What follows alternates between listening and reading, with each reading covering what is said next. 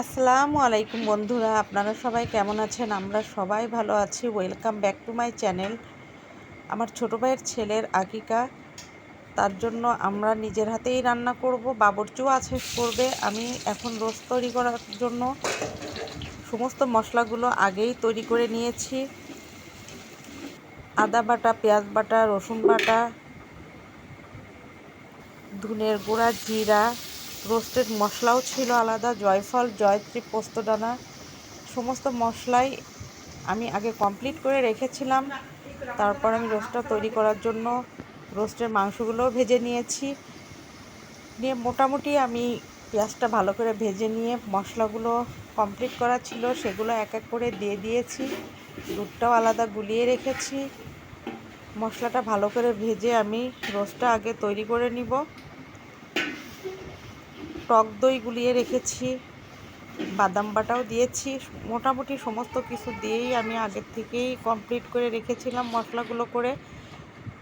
তো এখন আমি ভিতরে রোস্ট করে নিচ্ছি। ওদিকে বাবুর্চি এসে সে তার মতো রান্না করবে। বাবুর্চি করবে, পোলাও করবে, মাংস রান্না করবে, চর্বি দিয়ে মুগ ডাল আর আলুর দম তৈরি করবে। তো এদিকে আমার রোস্টটা কমপ্লিট হয়ে যাচ্ছে। বাইরে বাবুর্চি রান্না করছে, আমি সেখানে গিয়ে দেখব এবং দেখাই দিব। ওখানে আমাকেই থাকতে হবে। তো মোটামুটি আমি দ্রুত হাত চালিয়ে রোস্টটা কমপ্লিট করলাম। যতটুকু সম্ভব তাড়াতাড়ি করার চেষ্টা করেছি। তো রোস্টটা আমার কমপ্লিট। এদিকে আমি বাইরে গিয়ে দেখব যে বাবুর্চি কি করছে। এখানে বাবুর্চি সব কিছু রেডি করে নিচ্ছে। তবে আমরা আগে থেকেই মশলাগুলো করে রেখেছিলাম ব্লেন্ডারে, কাজের মহিলাকে দিয়ে। তো এই যে বাবুর্চির মুগ ডাল রান্না কমপ্লিট হয়ে গেছে চর্বি দিয়ে। মাংসটাও রান্না করা কমপ্লিট।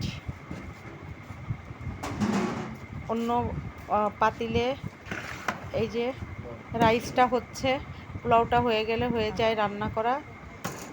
তো আলহামদুলিল্লাহ মোটামুটি ভালোই হয়েছে। পোলাওটা হয়ে গেলে হয়ে যাবে রান্না কমপ্লিট। একটু পরেই দমে দিয়ে দিবে পোলাওটা। তো মোটামুটি স্বল্প পরিসরে বেশ একটু ছোটোখাটো ঘরোয়াভাবে আয়োজন করা হয়েছিল, ভালোই লেগেছে। তো সবাই দোয়া করবেন আমার ভাস্তেটার জন্য, আল্লাহ যেন ওকে হাত দারাজ করে এবং সুস্থ রাখে, এটাই সবার কাছে দোয়া প্রার্থনা করছি।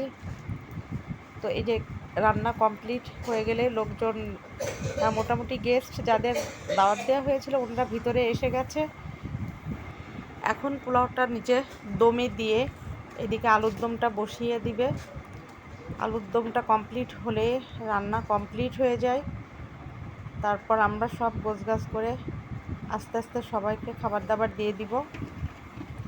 তো এখন এই যে আলুর দমটা বসিয়ে দিবে।